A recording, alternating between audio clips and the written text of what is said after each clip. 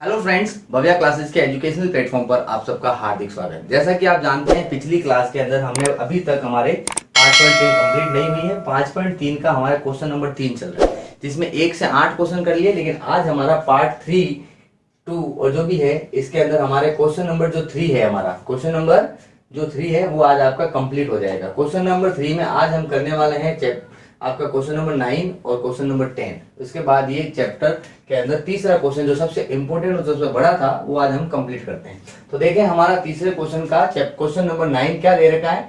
ए की वैल्यू दे रखी है 3, एन की वैल्यू दे रखी है आपको कितनी 8, और एस दे रखा है 192। तो ध्यान से सुने, एस के साथ में एन नहीं दिया तो कंफ्यूज नहीं होना, ये एस एन ही है। ये क्या है आपका एस एन ही है। तो ध्यान से सुने, आपको पता है चूंकि एस एन बराबर क्या होता है n/2 अपॉन में 2a plus n minus 1 into में d।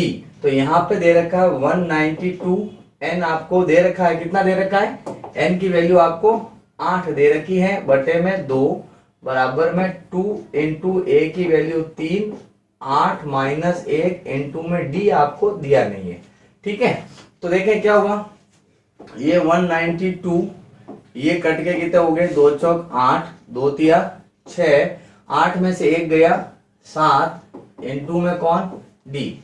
तो देखें ये 4 गुणे में है, कहाँ आएगा भाग में, 192 बटे 4 बराबर 6 प्लस 7 को डी से गुणा किया 7d।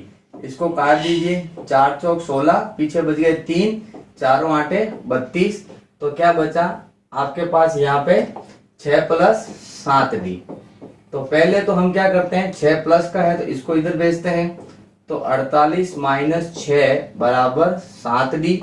तो देखें 48 में से 6 गया तो आपके पास कितने बच गए, 42 बराबर 7d। तो 7d बराबर 42 है, तो d बराबर क्या होगा 42 बटे 7, यानी d का मान कितना आ जाएगा 6। तो ये इस प्रकार बहुत ही सिंपल क्वेश्चंस है, जिसमें आपको सिर्फ एक ही फॉर्मूला यूज करना है। 3 वैल्यू आपको दे रखी थी, क्योंकि पूरे फॉर्मूले में देखो क्या है, n है, a है, d है, इन सब के अंदर आपको सारी फॉर्मूला दे रखा था। सिर्फ आपसे कौन सी चीज छुपाई गई थी, d। तो इस फॉर्मूले में वैल्यू रखने से हमारे पास आंसर आया। देखें अगला क्वेश्चन क्या है, आपको l दे रखा है। यहाँ ध्यान से सुनना, यहाँ l का मतलब क्या होता है, l का मतलब क्या होता है अंतिम पद। l का मतलब क्या होता है अंतिम पद, जिसे हम लोग क्या लिखते हैं an, यानी l बोले या an बोले दोनों एक ही चीज है। अब आपको s दे रखा है और कुल पद दे रखे हैं, यानी कि ये आपका क्या है n। तो इसमें ध्यान से सुने, मैं लिख लेता हूं, दिया गया क्या दिया है आपको, n बराबर 9 दिया, और l बोलो चाहे an बोलो वो कितना दे रखा है 28, और s बराबर दे रखा है 144। तो हम लोग जानते हैं Sn का फॉर्मूला क्या होता है, n/2 ब्रैकेट में a प्लस l, यानी कि a प्लस an। तो यहाँ Sn की वैल्यू कितनी है 144, n की वैल्यू आपको दे रखी है कितनी 9/2। फिर आपके पास क्या बच जाएगा, ब्रैकेट में a की वैल्यू आपको ज्ञात करनी है, a तो हमें फाइंड नहीं है, प्लस l की वैल्यू आपको कितनी दे रखी है, l बराबर दे रखा है कितना 28। क्लियर है। अब ये इधर से इधर आएगा तो क्या होगा, मल्टीप्लाई में चला जाएगा, तो यानी कि 144 गुणा 2 ऊपर चला जाएगा और बटे में क्या आ जाएगा 9 नीचे आ जाएगा, बराबर आपके पास क्या बचा a प्लस 28। तो देखें 9 एकम 9, यहाँ पे भी 9 एकम 9, पीछे बच गए कितने 5, 5 और 4 हो गए 54, तो 9 छिंग 54 बराबर क्या बचेगा हमारे पास 9 छिंग 54 हो गया। फिर यहाँ बचा a प्लस 28।